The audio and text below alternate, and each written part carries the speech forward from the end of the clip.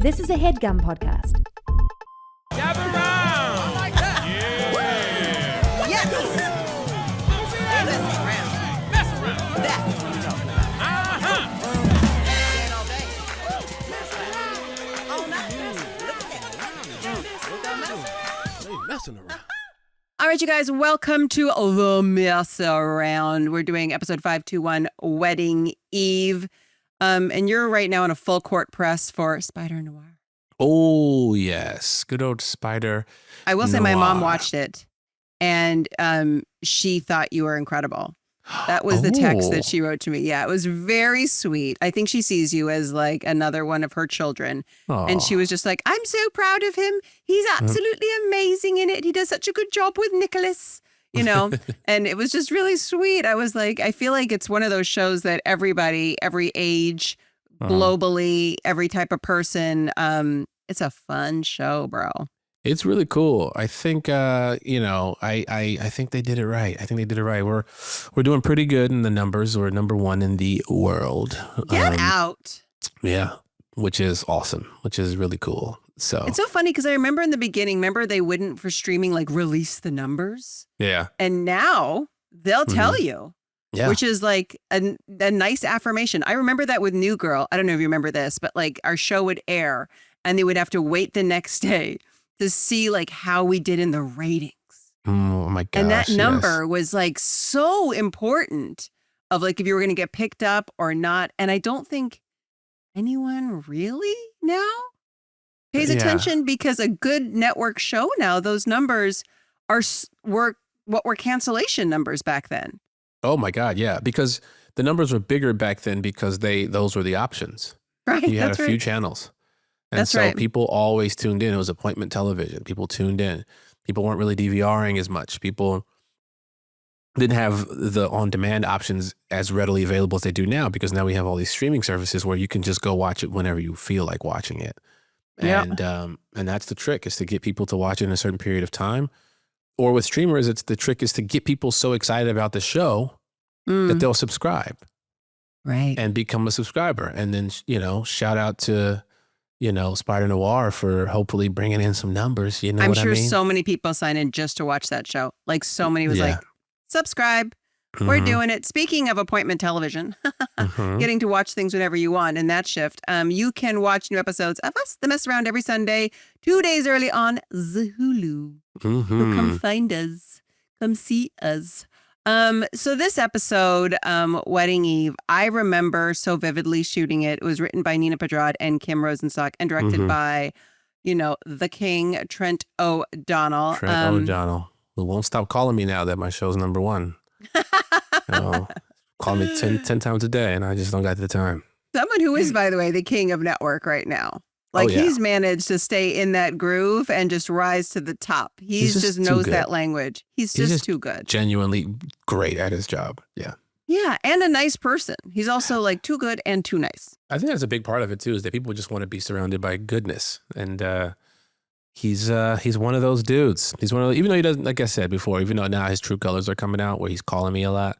Well, before he wasn't calling me, now he's calling me a lot, Trent, what do you gotta say for yourself, man? All right, break this episode down for us. Okay, well, here's the thing, guys. We made it. It's the penultimate episode of season 5 and the night before Schmidt and Cece's wedding. As you may know, second to last episodes of TV seasons must include high-octane drama, and this episode of New Girl is no different. I mean, it's got everything. Schmidt loses his vows because he's stupid. Jess finds a ring in Sam's jacket pocket because she's nosy. Winston fumbles in front of Allie because he's the best. There's crying, yelling, barfing, dramatic pauses, emotion, thrills, suspense. This episode has it all. So let's get into it. I will say so many episodes, I'm always like, I don't remember shooting this one, or I don't really remember what happened. This one was such a big deal to me because it's the first time Cece really gets to play true American. Is this really? Yeah, I was never part of those episodes. It was such like a loft living people gang thing. And Cece didn't live in the loft for almost the entire show. And this one, I remember they're like, oh, yeah, and you're in it. And I was like, oh, my God. And I was so excited to be I just thought part maybe of you had it in your contract that you don't drink on camera. Those were really hard days. I remember you guys always saying, like, you're so lucky. You don't have to do True American. Yeah, what I that do beer was remember terrible. is that we started, as we started True American, where we opened the can Mhm. and it immediately exploded all over me. Whoa. And my face, my hair, everything was sopping wet. And we had to stop shooting. And I had to go back into hair and makeup, blow dry my hair, repaint my face, and come back in. And then we fake it. And if you watch the take that they use in this episode, I'm drinking it so gingerly. Like Yeah. I am so scared of the can after that point. I think that's the one thing I always said about like production Mm. is when you read the script, and as the performer, you know your process of getting ready. You could read the script and go, okay, this is gonna be a thing. I'm gonna have to reset. I'm gonna have to like when I get my hair cut, and like I'll put the thing out there for the fans. When I get my hair cut, like so the light doesn't shine straight through my scalp. We put topics in it. There's a little secret. Sure. We put topics in it to darken the scalp, so when the light shines, it doesn't look like you have bald spots in your hair, right? But the problem is that comes out easily. So a lot of times they're like, okay, Lamorne, Schmidt's gonna headlock you and wrestle you. And I'm like, yeah, if you want all this black shit on his shirt, sure. And then we're gonna have to get him a new shirt and we're gonna have to go redo my hair. So maybe we shoot that last. But a lot of times like the director or the production, like the ADs, they don't really take that into consideration. So with you, they're like you know that you're gonna crack open a can and do some wild stuff, but you're like, it also takes me a long time to get my hair done. Yeah. And like, Also, who shook up the can? That was the crazy part. Only my can exploded. I think So I I was remember that. like- I remember that. Don't you remember? Because we're like, Yeah. okay, here we go. We're going to start doing True American. And 1 second in, we're like, and we'll be back in an hour. Yes. And I was like, oh no, because I've been waiting years to do it. And then I was like, man, this is why they don't invite me to the party. Screwed it up. Because you got hair. Because I got Anyway. wrong her. All right, so it is wedding eve. Schmidt and Cece are one sleep away from getting married. And this episode starts, I love this. I love when they do this in TV shows, just as their rehearsal dinner wraps up. And so I love when comedies do this, where they're all recounting something that we wish we had seen. Yeah. And they're just telling the crazy bits, but we didn't have to shoot it. We didn't have to do it. Yeah. And somehow it still lands just as funny. It's the tail end of the rehearsal dinner, and everybody's walking out of what is obviously epic, and apparently the most epic because of Winston. Yeah, the lasagna and Winston's speech. They say he even was going in between French. Yeah. But what's crazy is that we get a chance to see Kim Wayans. I know. Kim Wayans. It's such a funny bit with Schmidt's mom and her there, that they're clearly partners, and Schmidt, as a grown-up adult in his 30s, can't handle it. I know. I know, but that used to be the way. I feel like it'd be like, and this is your mom's friend. Mm-hmm. Like nobody can handle it. Look how far we've come, by the way, in 2 generations. Where we're just like, whatever. Because now when I think about it, I feel like my aunties or people that I know had like special friends, and then really, they would always be like, "Oh, this is my friend," and like the older I got, like now, probably within the last like 10 years, I was like, "Oh, were they doing it? Oh," but that was a kid, so they couldn't tell me that. So, like even dating now, like I don't introduce Lily to anyone that I'm dating, except for if I think I'm gonna get serious. And I don't say this is daddy's girlfriend. Like this is this is happening right now for the first time. And I was like, she met my friend. And I was just like, this is daddy's friend. Yeah. And they had a lovely time hanging out. And I was just like, when Lily gets a little older, if we're still together, knock on wood, then she'll understand. Then she'll understand that. Yeah, daddy's friend. Daddy's friend is more than a friend. Well, you got to test it, though. That's the thing, because kids don't lie. That's what's so beautiful about children. They'll let you know if they're like over the party or whatever. They'll just be like, I need to leave. This sucks. You can tell it immediately. So your kid's going to let you know if that's comfortable for them or not. Which is what 100%. I love about little kids. It's when they get older Yeah. Then they start masking, and then you're like, what is really happening? Yeah. What's going on with you? What's going on? This is one of my favorite also Cece and Jess episodes. I forgot how sweet, because they kind of separate us, right? The guys are in one room. Mm-hmm. The girls are in another room. That's and so I got to do a lot of really funny, weird stuff with Zoe. And I remember how fun the entire thing was. Yeah.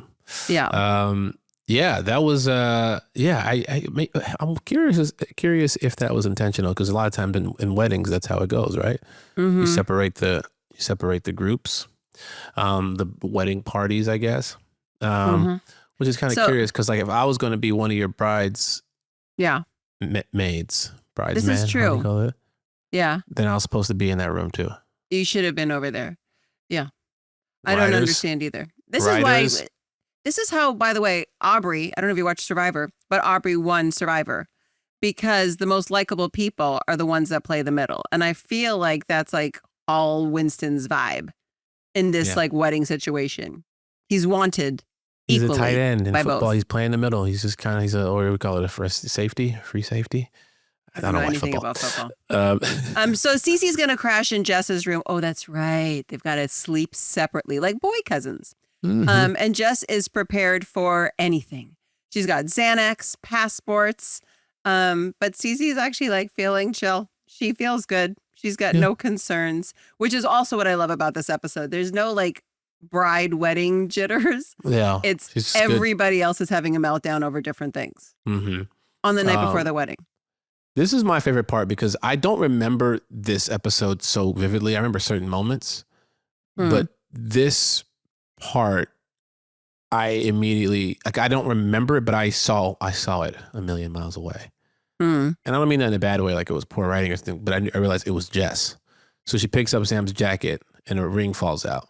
Yeah. Immediately I go, that's not for her. And I really immediately, because when that happened, I didn't think that at all. I fell for it.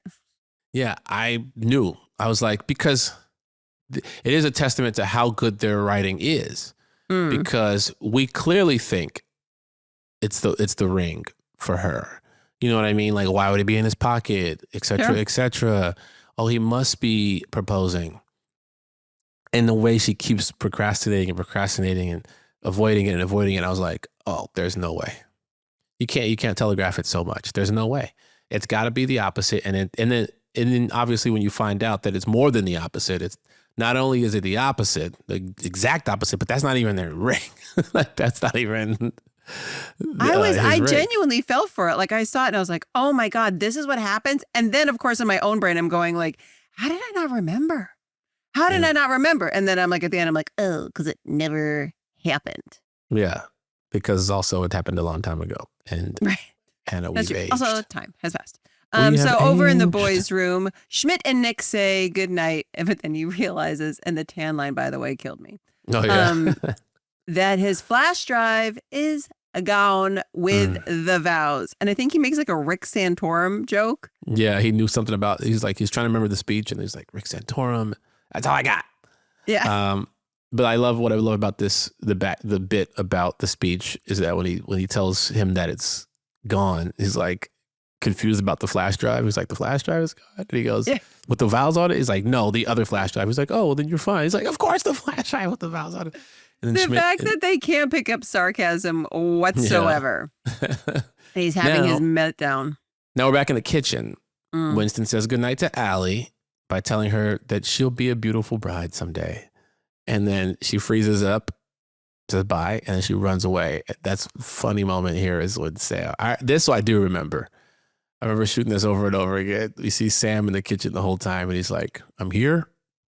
I heard it. I'm here if you want to talk. Let's acknowledge that. I think he's also just like, he's got like the gloves on, but it's like the cleanest plate, and he's just rubbing it. Yeah. You know when people try to be useful? Yeah. And they ain't doing shit. I was like, what are you like? It was just like a funny moment to be like, oh, that's just like old school TV where you're just like, you're not cleaning anything. You're not doing anything. Yeah. But he's so charming in that moment. And poor, Allie is just about to go poop her pants. That's why she's running away. Oh, 100%. But it's terrifying for poor Winston. Yeah. Because honestly, her having to poop causes him to spiral and melt down in a way. This is why communication is so key. If you gotta go take a shit, just give me a sign. You know what I used to do? If I was a significant other, if I said I had to poop, I would say, I gotta go use the phone. All right, I take a call. I got to take a very private call for a long time. Well, because here's the thing. Either I did have to take a private call or I had to go poop. Either way, it ain't none of your concern. How far into a relationship before you just say, I got to go poop? And honestly, depends on the type of relationship you have. And I'm about to say something to all the people out there. This is a very adult conversation. So if you're under the age of 18, please stop listening. If she, how do I put this? If you guys are a couple that is into stuff that involves bodily fluids, you know, the bottom half of your body, and you're into the playing around. Okay. You should never let that person know. Because that's a visual that if a person's around the area doing things. I understand. You get what I I'm trying to understand say? what you're saying. Yes, I do. And you don't need to be like, hey, I'm about to go and drop one. And then tonight be like, yo, let's do it. Like, you could have kept that to yourself. Keep the mystery alive that you do it differently. Girls don't poop, you know. And according to Damon, real men shit standing up, side down. When you get married, I say when. One day when you get married, Lamorne, I think you'll realize after you say I do, you immediately will say, wife, I'm going to go poop right now. Well, no, because I think that's why so many marriages fail, you know? The poop declarations? Well, yeah, because people are too comfortable. You still got to keep that edge. You know what I'm saying? You still got to keep that mystery, because otherwise, then y'all just homies, and ain't no romance there no more. Y'all just friends. Like that's my dog. That's cool. That's cool. But you know what you ain't doing with your dog? Yum, yum, yum, yum, yum, yum, yum, yum, yum.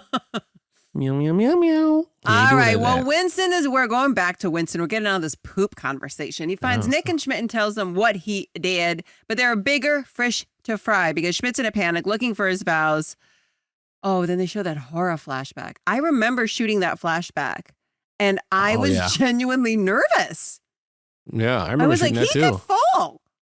Yeah, that was kind of crazy. I thought maybe they would have a harness or something. No, I remember genuinely being concerned. I've always, I feel like, had that kind of mom brain where I'm just like, is this safe? Is he okay? Yeah. All right. And then it was like the slowest foot over the flash drive. Like the weird cutaway to like the stomp of the flash drive looked like it was intentional. I know that's not the bit, but it just looked intentional as it was going down. Yeah, because even when he explains it, he knows right away where it is. And he knew that it was under his shoe. He knew he stepped on something. I'm like, Winston, you still ain't checked the bottom of your shoe? It took, you stepped on it. And then when he brought it up, you're like, oh yeah, I did step on something. Yeah, and you wouldn't say that beforehand? Like, what? Oh gosh. Yeah, so now Schmidt, he spent 9 months writing these vows, right? And somehow he spent 9 months and you don't remember a damn thing. And Nick tells him that he's lucky because one of the greatest writers of our time is about to enter the room. And then he exits and then Winston's like, you think he's gonna? Well, Max, right? Or Schmidt goes, there's no way it's not him, right? And you're like, you think it's him? You think it's him? You think it's him? And then when he comes back in, Winston's mind is blown. It's me. What? Now, meanwhile, we're back in the girls' room. Yeah. Another freak out continues. Jess is wondering what Sam's going to do with the ring that she found in his pocket, But just then, he knocks on the door. The misdirect is happening. Hey, I guess something important to talk to Jess about. No, I could already tell you right now, that's not how a proposal's going to start. Hey. It would have been the worst proposal of all time. That's the thing that is crazy. And the fact that I believed it is also crazy because I should know our show well enough to know it's not the ring. Like you figured out very quickly, but I was like, wow. Can we cut to Gucci Mane's proposal at the Hawks game? Wait a minute, what's going on? What is going on? Is this a proposal? Congratulations to the future of Mr. and Mrs. Maine. Did you ever see that, Hannah? You've mentioned this years ago on this podcast because there's been so many proposals and weddings on the show. Yes. And I feel like, showed it. And yet still my brain doesn't remember it. We Because wasn't it find so that. casual? Wasn't it just They so were like, at a game. He just stands up and just hands her the box. this poor woman. Are they still married to this day? I think so. You know, I think she's been with him since like Oh, so she day knows. one. Like she held him down when he was in prison, all this stuff. Like she kept the finances in check. You know how that goes. You go away, your money starts going away somehow. She Sure. and then he got out and was like, "Here go a ring. Here, take that. Put that on your hand. I ain't getting on no one knee. That's gay." Where did I just see? Oh, I just saw this on 90 Day Fiance. The idea in this guy's culture of, like getting down on a knee was just like so horrifying to him. Oh, He was like, gosh. real men are not going to do that. That's crazy. oh But for my her gosh. culture, I guess I will. And I was so taken aback by that. I'm like, isn't that just kind of common practice? I guess so. But Where did it come from, though? Going down on one bended knee I think before it's Boys like to Men honor. made it the way. I know, right? But I think it was like honor. I think it's just one of Think those things like back in the day when you would honor your king or your Like being queen. knighted. You would kneel. You would kneel on one and to say, "I give myself to you." It's know. so weird to have this man go down and become the smallest version and a woman standing over him and him looking. If you think about it, it's a very odd way. Like, It's an odd way, but it's a small price to pay because for the rest of the relationship, it's going to be reversed. Let's move on. okay. So she takes a second to compose herself. She gets very excited at the thought of him proposing. And she's like, this is great. Yeah, this is great. And then she starts to project all this stuff onto Cece about this long pause. And Cece calls her on it because they're that kind of friends. And she's like, I think the pause is within yourself. I don't think you are sure about this, which Yeah. of course is just like not what Jess wants to be here. She does not want to be called on her BS in that moment at all. Exactly. Now, the boys, they're trying to work on it. They're working on the vows. They're workshopping ideas, but it's not going well. Mm-mm. Obviously, Schmidt's overthinking things. Nick's writing advice is not helping. And Winston is fresh off of embarrassing himself in front of Allie. So he tells Schmidt, I love that bit. Like, put your guard up. You know what I mean? Turn your back to him. Like, turn your back to her. Like, don't be too vulnerable. Cross your arms. Yeah, cross your arms, And I improvised a lot of that. Probably all of it, I want to say. But I love how my favorite part of that moment is because I knew exactly where it was going when Schmidt started going, okay, all right. I knew that it was about to turn. And what happens is when you watch Schmidt yell out of, this is not helping at all. It's a devastating, whatever he says. Look at Max's face. He's laughing. He's laughing the whole way through. He's laughing. And he like, I honestly thought, and maybe there are takes of it where Max, instead of laughing, he'll just like, instead of yelling at me, he just wrestles me to the bed. I'm gonna kill you. Like, I feel like that happened one take and they didn't use it. But when I was watching it, I was like, I kept thinking to myself, I wonder if he just wrestles me off the bed or something. There's no way he didn't do a take where he physically attacked you Yeah. They at the end because the rage goes 180 and he fully commits to that bit and we all know what's coming. Oh yeah. Well, 100%. Yeah. So now Cece, on her wedding eve, she's keeping Jess on her own wedding eve. Mm-hmm. Is doing what she does is keeping her friends calm. Jess in yeah. particular. Yes. Technically, she'll be the other way around right now. But Jess breathes and decides that she's going to say yes to Sam's proposal. Mm-hmm. So she goes in the kitchen. She gives Sam his jacket. He puts it on. He starts acting nervous. Hey, look, I already know the timing of this is really crazy. Well, that's a good But- David Walton. Yeah, it is. So he reaches in his pocket And Jess, would you? And before he could say anything, she interrupts him and screams, "True American right now." First of all, can I just say, because we know what happens at the end of this episode, we know that he breaks up with her. But the thing that is crazy is what a dick move. You know what I mean? Like, I understand he explains this afterwards where he's like, I just want you to have to chop me out all the wedding pictures of your best friend and do the thing. But like, still the timing is the wackest thing. Yeah. Like, it's so whack to do it right at the end of it. Like, you were just at the rehearsal dinner, apparently. Sat through that just fine. Yeah, like that couldn't have that couldn't have waited or happened right before the rehearsal dinner. Like something. Like waited till the next day. Wait till the next day. Say, I gotta leave. I can't sleep over. I gotta go. Well, the next day is the wedding. I'm just saying, like, figure your feelings out earlier. I guess that's true. It was just like the timing of the whole thing is so selfish because if she's like in love with you and you guys are in this relationship where you believe she's super happy and wants to be with you forever, like to dump her on the night before her best friend's wedding, she can't be present and show up for Cece's wedding when she's just been freshly dumped 5 seconds before.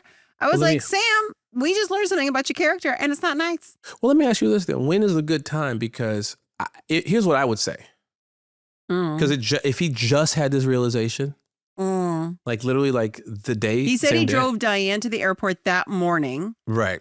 And realized he wants to be with her. And here we are. It looks like it's like midnight. Here's what I would have done. Okay. Because it's too late now. Yeah. You're on the way. Like, no matter what, whether it's before rehearsal dinner or not, you are screwed. So here's what I say, and maybe you can, I don't know, chime in. Maybe the fans out there can let me know if I'm off about this. Suck it up. Go through with the wedding. Go do your thing. Give it a week. If you still feel that way in a week, then say, hey, listen, blah, blah, blah, blah, blah, XYZ, I got to go and see this other thing through. Because you got an urge of a feeling after dropping somebody off. I see what you're saying. You don't know if that feeling is true. Yeah.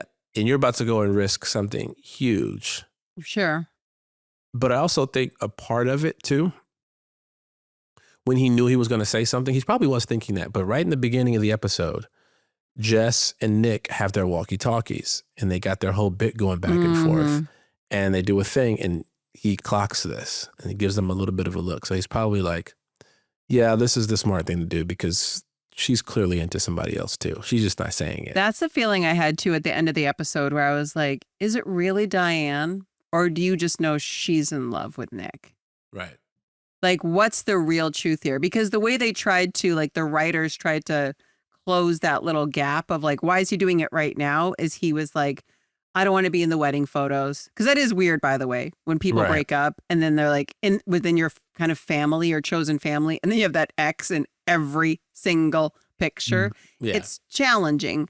So I understand what they were trying to do, but I like your theory the best now. Like, I think that he saw that opening bit of the cold open where they're having that effortless chemistry, making each other laugh.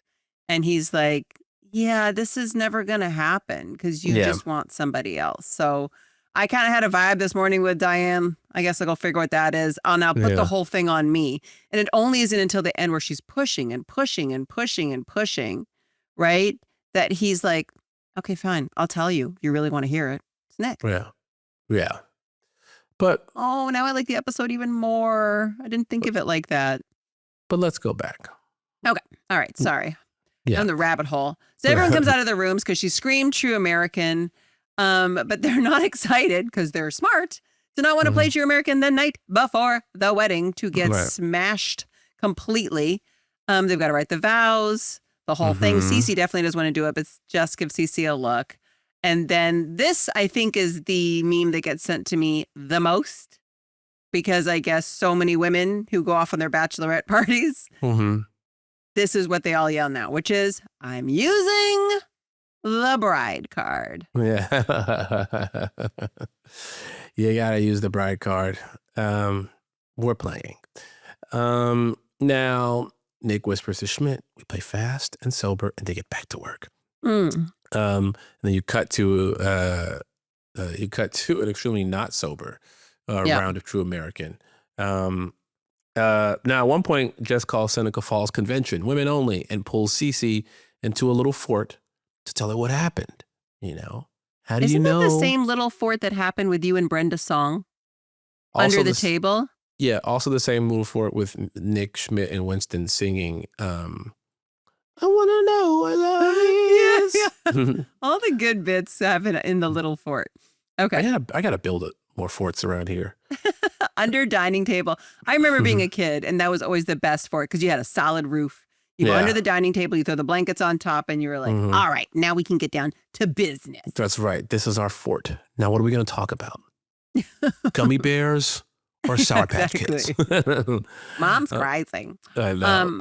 Okay. Dad's on drugs again. Sorry. Okay, he says, well, she asks the big question, right? Because she thinks she's getting proposed to, our Jess. So she says, how do you know when you want to spend the rest of your life with someone? And this is also something I love that the writers did. Because people always give, like, that's a big question people have, right? How do you know? How do you know they're the one? And then people give these really abstract, not helpful responses that you're just like, well, I don't know how to apply that. That's true. Well, because a couple of reasons, I think. I think one, because people deep down, they know they don't want to be married, but they don't, and they don't know how it happened. What they really want to say is, it's tradition. Sure. I just want to do it without a condom. The best way to do that under the eyes of God is to get married, I guess. So, you know what's really funny is I remember was asking someone, I was like, how do you know? I was in a relationship I didn't want to really be in anymore. That's the truth of my situation. But I was like, how do you know? How do you know? Like, help solve this mystery, even though my gut is telling me everything. And they were like, I was like, how did you know you were with your husband for so long and you have a kid? Like, what's going on? And I remember her saying, I just could see my unborn children in their eyes. I just knew. And I remember coming back because I knew I didn't want to be with this person. And I was just like, nope, no kids in there that I see that belong to me. Bye. Oh my God. Instead of knowing it's the one, it just gets you out of something is what I realized that advice, which is what happens here. Yeah. I don't think it'll ever tell you who the person is, but it'll tell you all this advice, who it's not. Oh, 100%. And, obviously, if you're watching this podcast, you're a fan of the show, which means you've seen it probably, and you know how this all plays out. But it is fun to go down memory lane and kind of, I don't know, address some of the what ifs. Now, this is when we hear when they're under the table and they're talking, they're having a deep discussion, and you just hear Coach. I know. Coach. I forgot that Damon was back, but I guess, of course, he's back because everybody always comes back for the wedding. He just flew in. He dropped May off at the hotel. Now he's like, it's time to party. And there's only one way to decide whose team he joins. Go behind the Iron Curtain. Everyone puts their numbers up. Sam and Jess, surprise, they both put up 5s. So she can't avoid them all night. Behind the Iron Curtain, they go. Which reminds me, I want one of those in my house so bad. An Iron Curtain? I just keep saying I want to do stuff like that, like industrialize my home. I want like a big sliding door like that. Put it in the barn. You're going to build that barn. The man barn? I'm building a gym barn. Like one of just plain like iron and glass. Like the cheaply kind of just very functional. Well, you can put gym. that there for sure. Oh, 100%. I'd probably put it in there. No, because I want it to be see-through. Oh. I want it to Maybe be all for the glass. bathroom? No, because we're going to do it like they did in the old days. We're going to shit in a ditch. There's a big hole in the ground. Yeah. And then we'll just burn it off. Anyway. So as they awkwardly face each other, Schmidt and Nick, they sneak through because Schmidt's about to bleh. They're in the bathroom. Schmidt's wasted and he knows he cannot write his vows now. He can't even spell his own name. All right. S. Jeans. Now, Nick feels like he screwed things up as the best man, because of course he did. But Schmidt feels like he screwed things up by playing True American, because all he wants to do is make Cece happy. And boom. That's it. There That's it the is. big idea. This goes to show how low the bar is sometimes in life. Because if that's the big idea, Yeah. you know what I mean? The night before your wedding. I just want to make you happy. Y'all. No. Yo, I was at a wedding recently. I'm not gonna say who it is, but a friend of mine grew up together. I was with his wedding, and like the night before, his fiance comes to him and she's like, "So you should write them by hand." And he's like, No, I'm just gonna type it out. I'm gonna type it out. She's like, "Do you have them?" He's like, "Of course I have them. Let's write it by hand." No. I was like, "Who's gonna write it by hand?" Like, I'll just read from my phone. And she was like, "I think you should write it by hand." Anyway, go to the wedding next day. No vows. I said to him after the wedding, I was like, "Bro, what happened to the vows?" And he was like, "Oh man, it's just kind of, we decided not to do it." No vows, just will you take, I do. Yeah, they did the whole repeat after me thing. Repeat after me. I, such and such, promise to do this, to do that. It was really funny because all his boys there were like this. Should have wrote him by hand, my boy. No, you're in trouble day one. Yeah, you messed up, my boy. Day one. No, but All right, so they're a True happy, Americans happy on couple. pause. Winston's telling everybody about the Allie thing. Cece thinks it was a crazy move. Coach thinks it was sweet. And Winston says that he's tired of being a sweetie pie. He wants to be cool. This, by the way, this hallway scene between you and Damon is ridiculously funny. Because Coach is now a relationship guy, but Winston thinks that, he's the cool dude. He's the smooth dude. And Winston wants to be that for a little bit. So he pulls him into the hallway while he's sitting in the chair. And then he's like, "Dude, let's not play games here, man. Don't do that with Allie. You should just be who you are. And if you want to find out why Allie left, just go ask her now." And Coach doesn't yell in New York because everyone in New York yells. He's screaming. He's like, "But I will yell here," which is true. By the way, New York's loud. I know. Very loud. Everybody talks so damn loud in New York. I'm like, "You don't But yell the in New York?" He's funniest like, thing is "No, like- so many museums."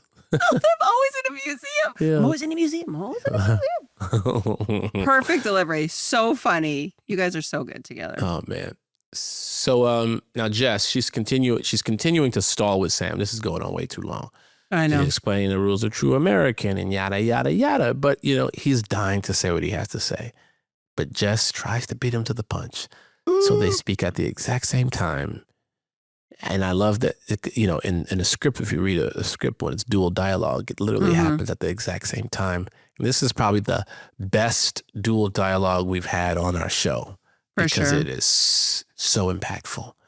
Jess says, "I can't marry you," at the exact same time Sam says, "I want to break up with you."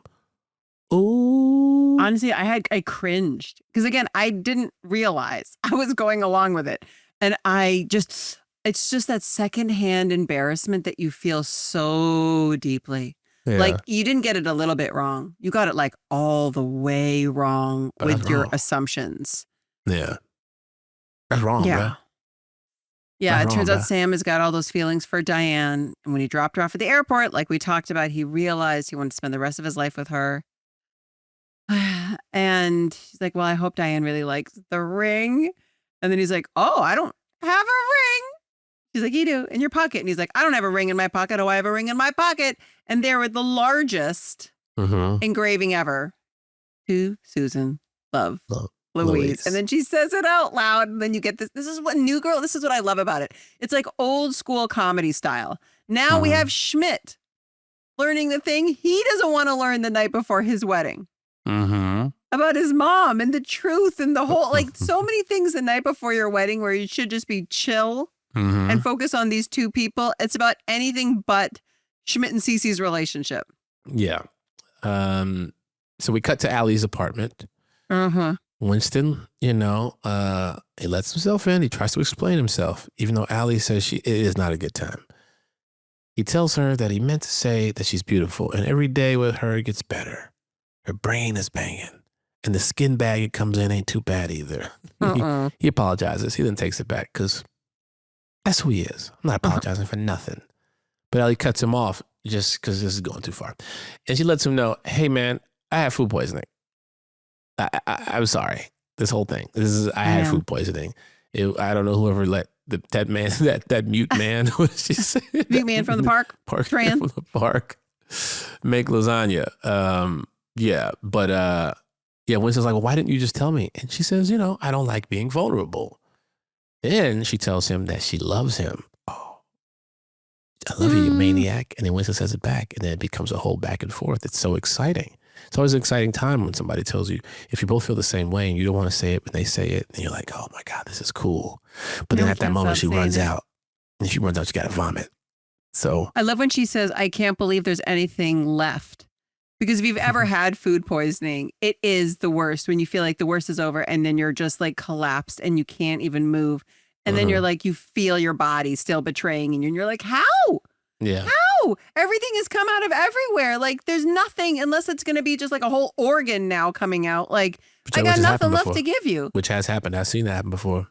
A man shit out his heart one time. Yeah. Came right out of his hole. Anyway, barfed up his own testicles. Anyway, now we're back at the loft. Jess, now first of all, before that, Allie doesn't, let's put it out there. Allie she doesn't run to go puke. She went to poop. Anyway, this now is at the true. loft. This is true. Food poisoning. She went to take a phone call. She was dropping. Yes, exactly. She had to call a lot of numbers that day. She went through the whole phone book. Now, at the loft, Jess apologizes to Nick's mom and now fiance, Susan, for ruining their engagement. Louise and Susan, they apologize for leaving the ring in Jess's room after fooling around in there. And then you realize that everyone's fooled around in there. Everyone in the loft has had sex in Jess's room. Ferguson probably had sex in there. And then Schmidt gives a lovely toast and then hugs his two moms. He sees Cece slip off, looking upset. Now, Schmidt finds Cece in Jess's room. She says, you're going to have two moms at the wedding, and I'm not going to even have one. She believed that her mom would show up last minute. She was holding out hope that her mom would surprise her and it would all work out. And she's just heartbroken, which is interesting because you think about this episode. She was carrying that the whole episode, right? She was like, I'm fine. I feel good. I feel fine. I feel good. And I love that they gave Cece that moment in this episode to also have her own thing that she was struggling with. And it wasn't just like, and she was fine. Right. Like there is something. And then you see this thing because you know what's going to happen because we see Schmidt go like really just like it hurts him to see her hurt. And then you can see he gets his big idea as he starts to leave the loft. And you're like, oh, he's going to be like a great husband. Like he's going to go do the thing that's going to make her happy. And it's just the sweetest moment because Schmidt is such a buffoon in this show. Yeah. And just to see like that, like I think that is the magic of New Girl is that it's so funny and so ridiculous and so over the top. But the heartfelt moments are so like pure and true.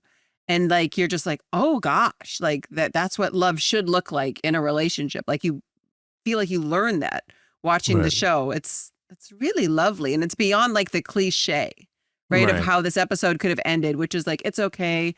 We're here for you. We're your family. You know, like what I think a typical sitcom would do to rally around her at the end of this. And it's not. He's like, I'm going to go do the thing, like the real thing. Yeah. Which is outside of like the sitcom formula, I feel like. It's so sweet. And it's another end on a to be continued. Yeah, which is a great way to do a cliffhanger for the finale. But we missed one part. Tell me. Jess and Sam. Oh, yeah. Elevator. Oh, yeah. So and Jess the song, and Sam. that song that they played. Yeah, I don't remember the song, but you do sing it. You sing it while I talk. No, but there's I just remember said the word purple. Like that's going to make you know how emotional it is. Like, oh, another song. No, but Jess and Sam, they say goodbye at the elevator. He asks, out of curiosity, why did you say you couldn't marry me? Yeah. And she's like, she doesn't know how to put it into words. He gets in the elevator, and this is a really cool moment. It's like, come on, Jess, you know. She's like, I don't know. Like, you know. I don't know. And then right before the door closes, he goes, it's Nick. Boom. Bam. Come on, Jess, you know. No, I don't. Yes, you do. I mean, I know. You do? Then what is it? You know. No, I don't know. What is it? It's Nick. Things could be strange. We end on a lot of Nick and Jess cliffhangers at the end of seasons, and they got a lot of mileage out of that. And then, It keeps working too. Isn't that crazy? You never I don't feel like the audience ever got sick of it. Even in this moment, because I feel like that's the truth of a lot of a real life thing. When you break up, you get back together, you try to be friends, it doesn't work. I don't know. They did it right. The will, they won't, they can be exhausting, I feel like, in some shows, and somehow they got it right. Oh, they got it. And then we go into another great episode. We'll be back next week to talk about the big finale. Yeah. Okay, we're going to dive into our roomie message of the week from Amanda. Do you want me to read it? Sure. Okay. And remember, you can send in your roomie message of the week to themessaroundpod@gmail.com. Okay, so she writes, "Hello, my name is Amanda. I'm from Massachusetts, and I would like to thank Hannah Lamorne and the whole cast and crew of both The Mess Around and New Girl. I struggle with anxiety, and I have ever since I was about 5 years old, so pretty much as long as I can remember. When I have an anxious moment or a hard mental health day, my go-to is always either a New Girl rewatch episode or a new podcast episode. I've actually began re-listening to the podcast as it is just so comforting to hear your voices. It truly does feel like I'm listening to old friends. I would also love an answer to this question, unless somehow I've missed it. In many network shows such as The Middle or The Office, the set in the first episode is often different from the rest of the series because these shows aren't sure if they're going to be picked up. So why build a permanent set? But the loft looks the same to me in the whole show as it does in the first episode. Was this the same set, or was it set deck just amazing at replicating the set from the first episode? Thank you again for continuing the New Girl legacy with this amazing podcast. 5 stars. Okay, so first of all, thank you, Amanda, for that. As someone with a 5-year-old daughter, I'm sure anxiety, I feel for you. But glad we could be a service to you to help you, manage that and get through some days. But I will say that the answer to your question, there could be a number of reasons for that, right? So when you build a set, and you cast a show and you write episodes and you get wardrobe, there are a lot of notes that come back in. So let's say you shoot a pilot and they love the show. Everybody loves the show. We're going to go to air, but we want to change the loft a little bit. We want to change the apartment. We want to change that. We want to change this. That could be a reason why some of the sets are different from the rest of the episode. It could be notes that the set didn't work. And with I think that might not. I think it might be rare that they would just get rid of a set after building it for the pilot, because that wouldn't necessarily make sense. Because also what they do with a lot of these sets is they reuse them for other shows. True. Like our bar set was used for so many shows. Yeah. Fun fact, I think it's in Spider Noir. I know you said that before, that you recognize things. Yeah. From our set. I will say, I know for the first season of New Girl, we've talked about this. The bar we shot actually at the real Prince bar. Yeah. And then they built it for us. Mm-hmm. And I do think that the loft was initially just that living room for the pilot. And it was all kind of separated. Like the bedroom was something separated. And then when our show was a go, they kind of connected it and built like a real looking loft. Yeah. Where we could go down the hallways, and they built out bedrooms, and we got it was like the whole floor plan was there. Yeah. But for the pilot, I feel like we were in bits and pieces on the stage. Yeah. And it wasn't all connected. So I think that that's what happened with New Girl. I think that the living room set was there. Maybe the kitchen, because it's all open plan, but like Schmidt's bedroom kind of got actually built and attached to it, as did Jess's, and all the rest of it in the bathrooms and stuff. It was pretty amazing. Yeah. Because we could then run around and move, which was really cool. It was 100%. Lit. Which you don't get a chance to do often.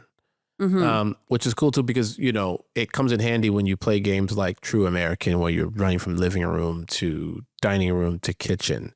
or there's a scene happening in the kitchen and a person walks in from the front door. It makes it so much easier that you don't have to. All right, now we're doing a front door scene. Now let's travel all over to the front door scene as opposed to just turning the camera towards the door. We've done that. We've done shows like that before, where all of a sudden you have to literally walk across a stage to a totally different set just to do a different bit of the house. Yeah. So it was really nice on New Girl that we actually had just the whole loft there. It made things, in theory, move quicker. Yeah, in theory. But yeah, hope that answers your question, Amanda. We love you. Thank you for joining us today, and thank you all for joining us today. Thank you for listening. Next week we're gonna be back with episode 522, Landing Gear. Yeah, Landing big wedding. Gear. Maybe the greatest wedding of all time. Oh, top 2. After Gucci Mane's. After Gucci Mane's. All right, make sure you follow us on IG and TikTok, The Mess Around Pod. And you can subscribe to The Mess Around Pod on YouTube. And of course, you can find us on Patreon. We love you guys. To be continued. Love ya. The Mess Around is a HeadGum podcast created and hosted by Hannah Simone and Lamorne Morris. The show is produced by Wendy Heisler and engineered by Sam Rogich, with production support from Kyle Chevron and Ali Khan. Our executive producer is Anya Kanovskaya. Katie Moose is our VP of Content at HeadGum. Our theme music is by Ronald Jukebox Jackson. For more podcasts by HeadGum, visit headgum.com or wherever you listen to your favorite shows. That was a HeadGum podcast.